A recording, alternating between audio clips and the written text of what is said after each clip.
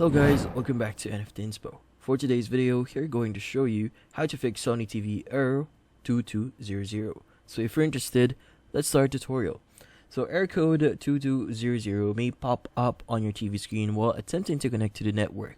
So this could be due to various reasons such as unstable internet speed, loss of internet signal, internet video apps not appearing, and apps disappearing suddenly during video streaming. Now you need to follow some steps for you to troubleshoot or to fix this problem. First is to take note that each step is a potential solution. So check the network connection status after completing each one.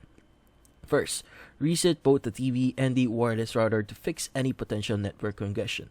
Power off the TV, disconnect the TV's power cord, unplug both the router and modem, reconnect the router and modem after 2 minutes, and plug in the TV's power cord.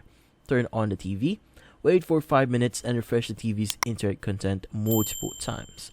Now, if you're using a wireless router, unstable communication between the TV and router may be caused by radio waves interference. To address this, turn off the other wireless device, connect the TV to the router using a wired LAN connection.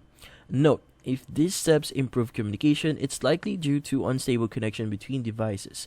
To avoid this, use either a wired LAN connection or refrain from using the TV alongside other wireless devices simultaneously.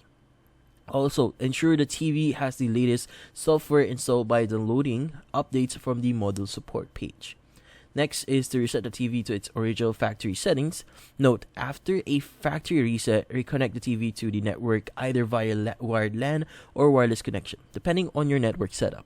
Now make sure to update the router's firmware. Refer to the router's manufacturer for instructions on performing a firmware update. And that's about it. So hopefully this video was able to help you. Like and subscribe to NFT Inspo. Thank you for watching.